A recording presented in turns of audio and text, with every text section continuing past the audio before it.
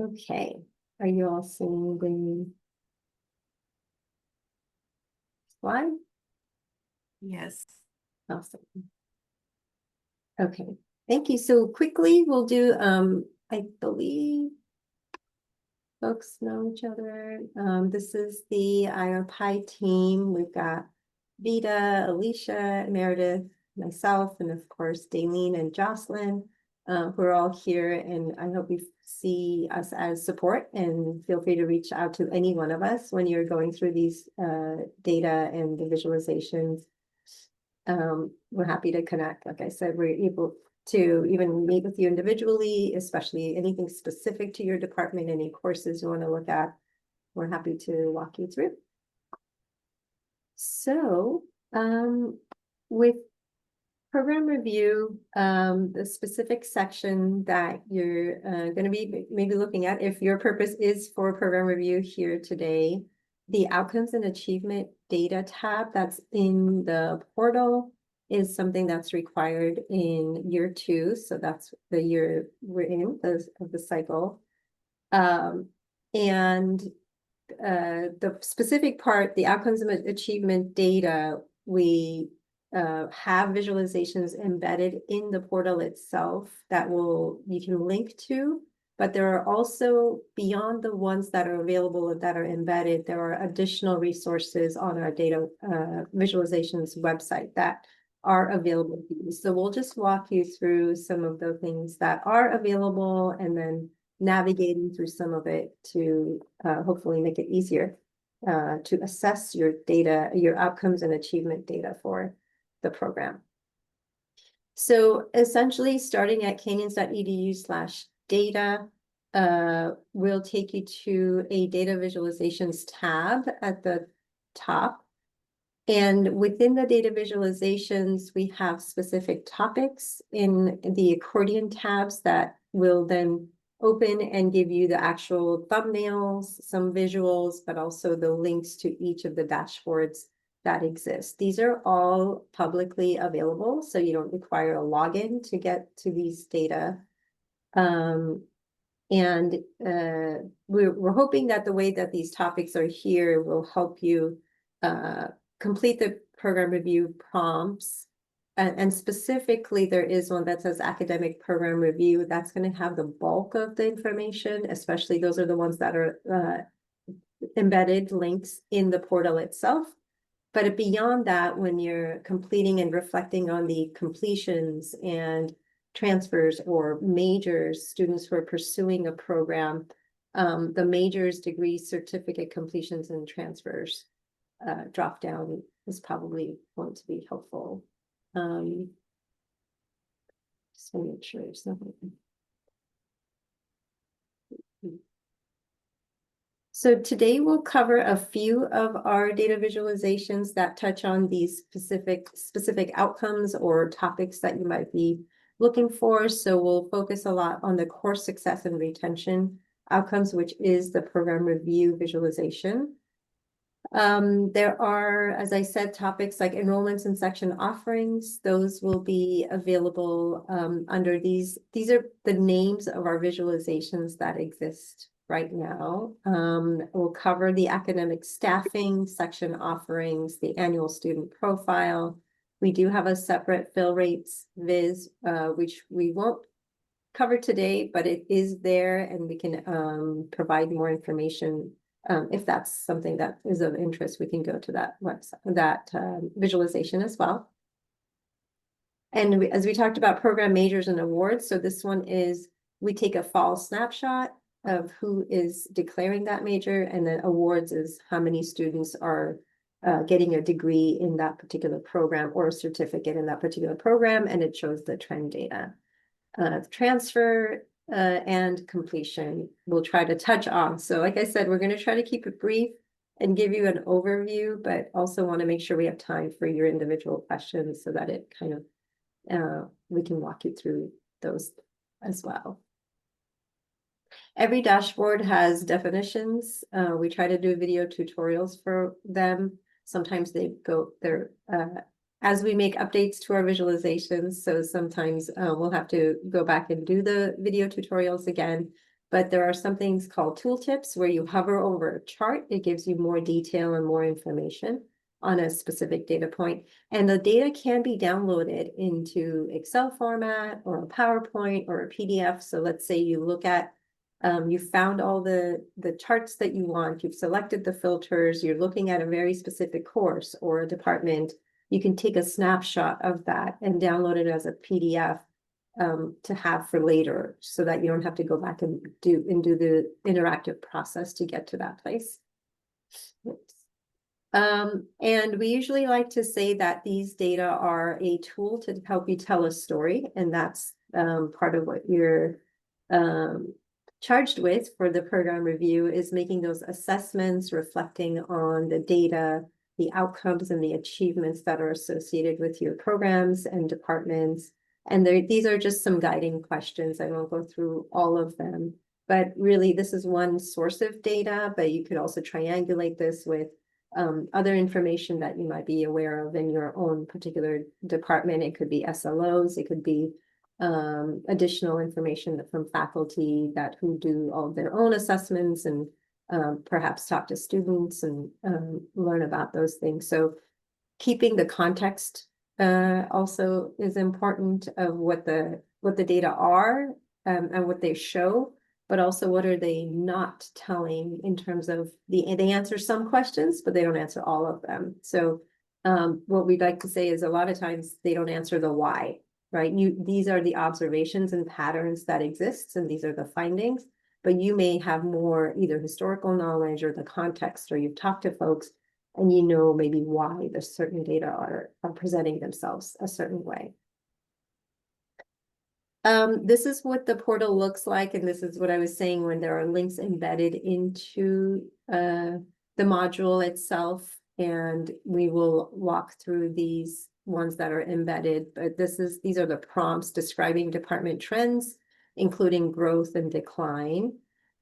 Given the trends in student achievement and outcomes, what are your ideas for improving student completion in your programs? To what extent is there disproportionate impact for achievement or outcome indicators? And how do you plan to address that disproportionate impact that exists? I will skip this for now, and then I will hand it over to Vida. Hi, good morning, everyone. I'm going to go through those slides first, and then what I'm going to do is share my screen. And so the slides will be there, and you guys will all have a copy as well, to just hopefully jog your memory of everything that I'm also showing you in the live version. So for the success retention, there's an overall or overview for success retention that has all the grades. But we know that there's particular interest in looking at success retention by modality. So we're going to go through both of those. Like Prita said, obviously you're going to look at this data for your program review. It could help inform your course schedule planning. And you can disaggregate all of this data. When I show you the live view, there's a ton of filters.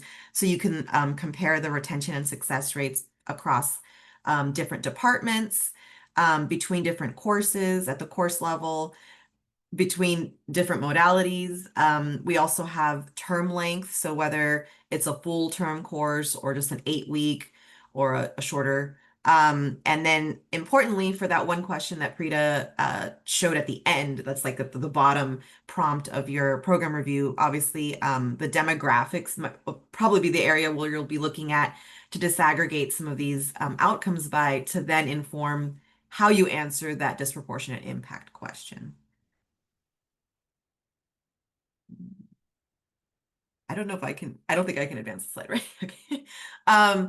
So then also I'm going to be walking you through the program review grade distribution visualization. And again, you're going to be looking at this for your program review, but importantly, you can also triangulate whatever findings, whatever patterns you see here with your SLO assessment data. And again, hopefully, this entire visualization has the overall grade distribution. So how many students are getting A's versus B's versus, maybe not passing. But importantly, it provides three demographic groups that you can then look at patterns over time and look at the trends to see if you're noticing a particular group is really having a higher proportion of, say, hopefully not, but C's or F's compared to another group, then that might be, like something you want to investigate into. Or if it's only in a certain year, then you can kind of think about, oh, what happened that one year that possibly, informs what's happening in your program, your department. And I will show this again live on the Viz, but importantly for that disproportionate impact question, on most of the Vizes that you'll see, even the ones that we don't cover today, we tend to use two different ways of looking at disproportionate impact. The first important thing about disproportionate impact is it's just a way of looking at numerically if a certain population, and it can be any group, that you're interested in, if their outcome rates are significantly lower than another reference group. What's different about how we calculate disproportionate impact is what that reference group is. So when in the visit that I'm going to be showing you today, we're mostly using the top, that top bullet that you see, the 80% proportionality index. And essentially what that's just looking at is if you are interested, say, in females and what their success rates are in a particular course or within a department, it's going to look at, is their success rate at least 80% of what the overall success rate is for whatever, if it's a course or if it's a department or a division. And that's mostly what you'll be seeing on the visits today. If you happen to look at some of the other visits, we sometimes use PPG -1, and that's just looking at the gap in success rates between the group you're interested in and every other group's success rate, not including the group that you are particularly interested in. So it's just the difference in looking at comparing to an overall rate of success versus all these other groups that are not the one you're interested in. That's the reference group. And again, you don't have to remember any of this. You'll see in the tooltips, it'll kind of explain it. But it's just a way of looking at if success rates are statistically or significantly lower than what we would expect or what we're hoping for. And again, on the live, when I kind of go through the demo, you'll see, but for the ones that I'm showing you today, you'll see check marks for specific demographic groups. If it's a green check mark, it means that their success rate in whatever it is you're looking at is at least 80% or maybe higher than the overall success rate for everyone. Let's say if that was a math class. But if you see a yellow exclamation point anywhere, then that's indicating that that group's success rate is just significantly lower than what the overall success rate is. And specifically, it was that 80% mark is what we're using for this. And again, so mostly you'll be looking at today, it'll be course success and retention by modality and the overall, and you can disaggregate again by many demographic groups. But some of the other, I think, visits that we'll be going through today, there's other ways of also looking at disproportionate impacts. So you can look at what is the representation of various student populations in a program. What I know that when one of our other, I think it might be Alicia, when she goes through program majors and awards, you'll be able to just look and compare, like, are females who are pursuing math or a STEM, program, are they also graduating at that same rate that they make up of the majors that are trying to pursue that? So those are just some of the questions that you might be able to answer for the disproportionate impact question on the program review viz, or the program review portal. Is that the last slide, Prita? Okay.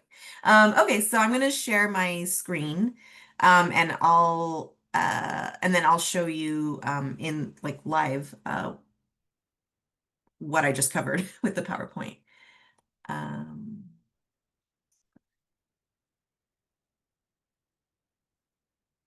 Okay. Are you seeing my screen? Yes. Okay. All right. So like Prita said, if you go to canyons.edu/data, you'll get to this landing page. Are you all seeing the IRPIE website? Okay. And this is the landing page that you'll get to. And I'm just going to walk you through since I know she had a slide for it, but this is our main IRPIE website. You'll click on data visualizations. And I know for program review, you'll have the links embedded, but let's say you don't want to open your program review and you just want to start looking at it. These would be the steps. And here you'll see these accordions that Preeta was talking about. When you click on them, they'll open up and they'll lead you to different visualizations. For the ones that I cover today, you'll go to, it's pretty easy for program review. It says academic program review, success retention, and everything for the ones that I covered will be in this one visualization. And the landing page is the overview of success retention. You'll see the overall retention and success rates for the college as a whole up here. And I know that that's part of I think your prompts in the program review is to compare either at the course level or department or division, how you're doing against maybe the college as a whole. That you can find that up here. It will change based on the filters that you select. But specifically, if you're interested in more than 1 year or only 1 year, when you click on these, it will adjust the overall college as a whole success rates. This one's defaulted to the last 3 years. And like Preeta said, the tooltips, if you're wondering, it's when you hover over any of these bars, that little box that pops up that gives you extra information. That's what a tooltip is. And if you already know this, then thank you. That means you probably talked to us a lot. But if not, this is what that's for. And again, here are the filters. You can filter by department, course, or specific ethnicity. And the other thing to note is if you're looking, like, let's say you want to look at only the division of math, I'm going to say math, science, and engineering. And you can see this yellow bar will tell you your overall success rate. One of the other ways that you can also filter for particular things is, I believe these are also active filters, meaning that you can say, if you click on only need-based financial aid, that's all the data that now will be reflected to you on the rest of it. So you can access specific groups by either clicking on the actual filters, the drop downs, and sometimes these bars themselves will allow you to drill down into the data further. And to deactivate it, you just click back on that same one you selected, and it'll go back to the reset. It'll reset. When you're looking at course success and retention by modality, to get to that, you'll notice that there's these 3 boxes up here that will navigate you to that. Before I move forward, I did want to just say, as Preeta mentioned, we have extra information. Not only is the tooltips one way to get extra information, but if you're wondering about a specific viz that you're on at that time on your screen, you can look for these things that say definitions or course to department division mapping. So if you click on definitions, it'll take you there. If you click on the course to department division mapping, I know that might be helpful also. You'll get basically this table where you can look and see what programs map on to specific departments within a division, and the same for a specific course number. And I know that's helpful for us, but since you all are probably the experts, you might not need that. So then to go to the modality, course success retention by modality, you'll click on that blue box. It takes you to, again, it's just all the success retention. You'll see the college as a whole at the top here again, but this is where you have all the filters for whether you want to look at it based on if a course is synchronous or not. If the mode was, in person or only 100% online, or some hybrid version of it, if you're specifically interested in comparing those. You can also see down here, there's a box that is already doing that. So prior to even selecting any filters, I think this is always set to the last 3 years. For the last 3 years of data, you'll see the success rates for all classes that are available, courses, and you can see that disaggregation based on the mode and the location. And I think what I was going to do an example of briefly was, for example, when it gets to the disproportionate impact that you might be interested in. Let's say we do want to look at ethnicity, which obviously that's not the only thing that you can disaggregate by, but let's say you're interested in looking at that. If you select math, science, I'm going to pick on them again, but that's just, I was working on something like that. Math, science, and engineering. You'll see here that everything has, you know, a green or a check mark pretty much. So nothing here necessarily for overall for the department. It doesn't look to be by ethnicity, at least for the last 3 years. You know, there's not a particular success rate for a particular group that's DI. One thing I was noticing, and I think that's because we were working on a grant, and then I think it was 8705 or 1705. And we're looking at embedded tutors. If you look at, for example, math, I think it was 211. I was like, oh wow, well there's not disproportionate impact for any of the students here either. That's great. But for your prompts, you might want to look at trends, or you might be interested in you know, a specific year. And I started noticing that in the most recent year is where you do see that there might be DI. So Black or African American or Hispanic Latino have that yellow exclamation point saying that their success rates within the Division of Math, Science, and Engineering, specifically Math 211, that their success rates are a bit lower. And that's the part where that's all we can tell you. You, as Preeta said, might know why, or there might be, you know, you have all the narrative for what that is.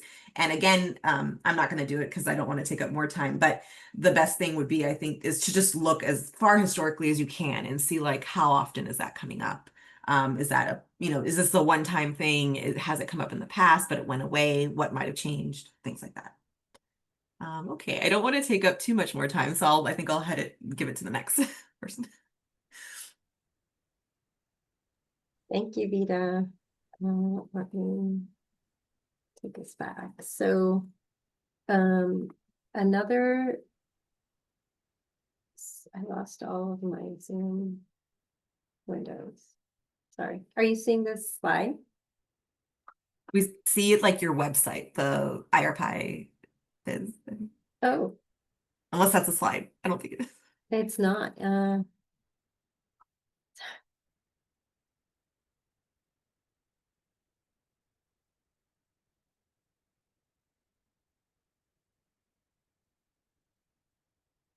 I don't see any of you though, but I will keep going.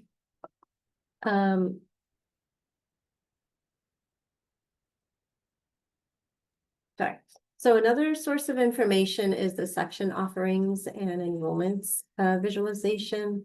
And this one gives you more of a just aggregated counts of how many sections were offered in your department by maybe even looking at modalities of how many online sections were offered 4 years ago versus now, or the most recent year, how those trends are changing. And then enrollments within each of those modalities, you can see on the slide and on the viz, again, you can drill down to course level, department specific years that you're interested, the modality, whether they are full-term or short-term courses, whether a course is as CSU GE or as UC IGETC course, and moving forward, it'll be Cal GETC. Filter will be added as that's the direction we're heading. So this was just gives you an overview of that, those offerings. If you didn't want to drill down into like success and retention, the outcomes on this one is just number of offerings and then how are enrollments in your departments. The one thing I will say is that most of the data that you are seeing that Vita covered and we've covered so far is from 24-25 year of data, and that's the most recent academic year for which the data are complete. And that means that we've submitted it to the state. We know exactly what the offerings were. We know what the grades outcomes were at the end of the semesters and which students were enrolled. And these are students, and the enrollments, when you see these, are going to be after census. So if someone drops before census, these numbers won't reflect that. The other dashboard that I think many of you may be also going to for program review as well as other reasons is the academic staffing and department details visualization. And that gives you again a few different ways and views of looking at data related to the FTES, the weekly student contact hours, the FTEF, the full-time equivalent faculty, overload, instructional load, which is part of the prompts in program review, and then just looking at the number of full-time faculty and part-time faculty in the department, the number of sections offered, and then the student head counts. The academic staffing and department details, like I said, the landing page looks like this. It's just a simple table format you can look at across, but you can also select a specific department to look at. And then the default is college overall. So again, you could kind of see like how are the trends of the college overall FTES versus your department's FTES. Those are some of the ways to look at the data. And I can quickly share, just share the screen. So this is the section offerings visualization. And this will give you, for instance, the proportions that are this number of sections offered by year. So we see that trending toward more and more back to on-ground in-person sections that are offered. And then you can also drill down by course at the bottom within each term and all of the different ways of looking at it. Let's see. I'm going to stop sharing. There's everybody.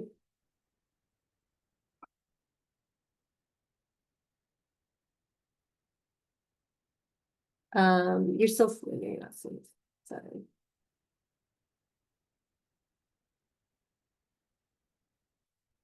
So the academic staffing and department detail, it also provides trends and if you need median class size and section count, head count, as well as looking at a specific department's trends. There's a trend view and modality again. So all of our visualizations just have a lot of different ways of drilling down if you're interested in doing that. And they do go back at least, I believe, a minimum of 5 years. And if you want to go further back, we're happy to provide that data. We just have to condense some of these data sources behind the visualizations because we've exceeded the number of cases that would make it functional and more efficient to load and be quick for you all as users.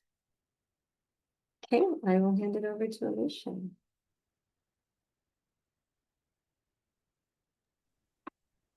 Hello, everybody. So mine is fairly quick. I'm going to go over program majors and awards. Like Vita was saying, you can look at the profile students, how they differ for those that are pursuing the major versus those that actually earn the award. So I'm actually going to go straight into the viz, if you don't mind. Right.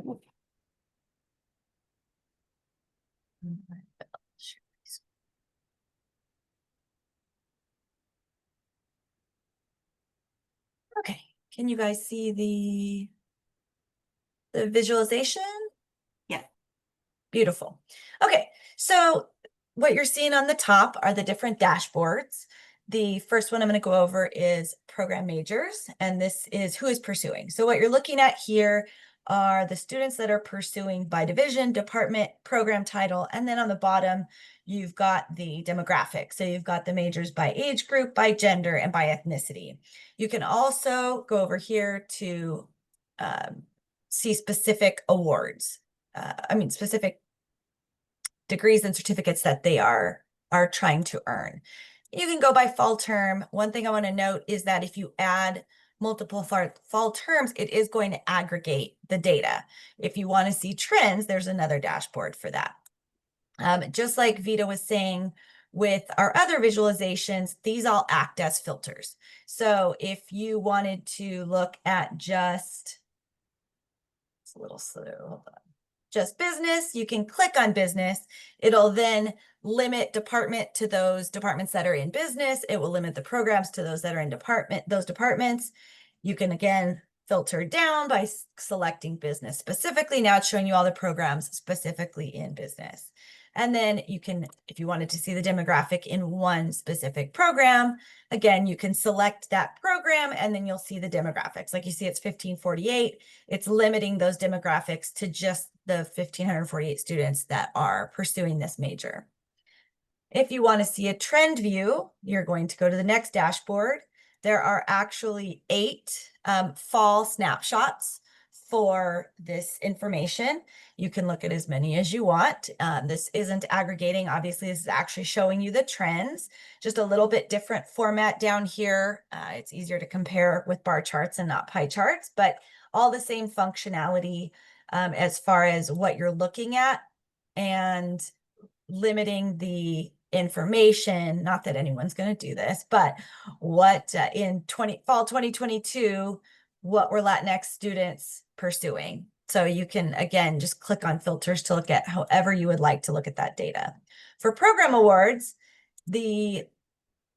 similar to the majors, you've got the award earners by division, by department, by program, the demographics. You can still click on these to get the specific demographics. You can look by award type. You can look by year, but again, if you select more than one year here, it's going to aggregate it. If you want to see it by trend, go to the next dashboard and you can actually see the data by up to, well, this actually has up to 12 years. Award earners has, no, 14 years. Award earners has 14 years. The fall snapshots for program majors has 8. So you can see quite a bit of data here. That's all I got. Oh, there is one more. If you wanted to see it in a tabular form, this is the program awards. It does have the top 5 awards per year. It has the award overview. So this is showing college overall for these. I think we have 8, 1, 2, 3, 4, 5, 6, 7, 8, 9. 9 selected at the moment. And then the award detail by department, program type, and award type. This does not have the filter capability that the charts do. So if you wanted to look at one specifically, you would use this drop down to say either by division or department if you wanted to limit it just to what you wanted to look at. Thank you, Alicia. Sure. And now we'll move to profile. And I think Meredith's taking that one. Yes, thank you. Good morning. This is kind of a bonus viz. I don't think it's necessarily linked in program review, but it's a great resource nonetheless for a student demographic and enrollment profile. It's not going to contain success or outcome indicators. What it does is provides a year-over-year comparison of our students, of our enrolled students by head count. Rather than by enrollment. So unduplicated count of students. We've grouped them by enrollment type within the academic year. So by default, you can see in the top left bar chart, we have our credit-only students. They've taken only credit classes within the academic year. In addition, the light blue indicates students who've taken both credit and non-credit courses within the academic year. You can also, in the enrollment type dropdown in the top left, view non-credit only and instructional service agreement students. These typically don't make it into our visits, so it's just interesting to see our entire student profile that way. This first page gives you the headcount overview trends and additional information on their fall and spring, full-time, part-time status, and unit load. So full-time 100% or part-time or a number of combinations. On the top right, additional filters are available by clicking the little icon.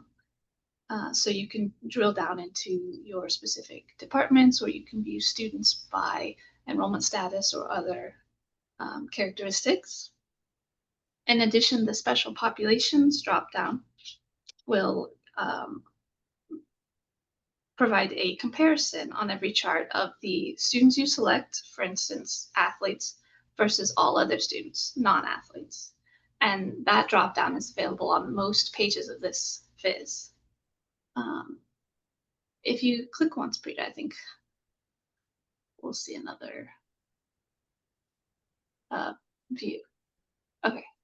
If you ever played around with our annual credit student profile, this one has taken a lot of those pages and has replaced that viz. So this is our demographics page, provides an overview of gender, age group, race, ethnicity, first gen status, and financial aid group. And then the next page provides a residence overview, so you can view students by their in-district versus out-of-district, by their specific zip code, like how many students are coming from where, and a breakdown of our kind of local Santa Clarita communities. The next page is our detailed ethnicity, where we are trying to display all of our students who might get lost in typical state or federal reporting. So as you can see, we've selected our American Indian or Alaska Native here with that racial ethnic identity dropdown. So for the 24-25 year, we had 668 students who identified as American Indian or Alaska Native. However, when we go to report them, because they are multiracial, most of those students get reported as 2 or more races or Hispanic Latino. So this graph just helps to show how many students we're actually serving who fit those characteristics. In addition, we have expanded ethnicities, which was new starting a couple years ago, 22-23. It's a question on CCC Apply where they can choose from, I think, about 200 different categories. So it's just a really interesting resource that we've provided here to show kind of the diversity of our students and how they identify. And then finally, our newest addition to this viz is the fall enrollment by modality. This one has a few more exclusions. You can see the notes at the bottom. ISA students are not included, as well as I think we've taken out high school and correctional facility courses. But after those exclusions, we've calculated students' enrollment patterns and provided a trend map here for our fall semesters. So you can see how enrollment pattern taking has changed and how many students are enrolled in at least one in-person course or in at least one online course in the fall semesters. And you can kind of witness our changes post 2020. And then finally, I mentioned it for the all student profile. A lot of our vizzes incorporate a special populations view, a drop-down option to provide those comparisons. In the first, you can see the drop-down for the all student profile. I believe Vita kind of walked us through the options in our program review, success retention viz. And then finally, on another viz we haven't covered, our fall term success retention. There's a whole page dedicated to special populations where we have currently just these 9 groups, but it provides a more static view of comparing success and retention. I think that's all. I think Thank you time for very much. questions. Yeah. Yeah, I want to make sure we have time. I know we have about 15 minutes and I see Trisha has a question, but I do we want to pause and give everyone a chance to ask any specific questions, but there are additional program review labs that are going to be posted by wonderful Erica. And we will be there. I will be there as a resource for the data piece of any questions that folks have when they drop in. Those are the dates for it, but we'll stop there with the presentation.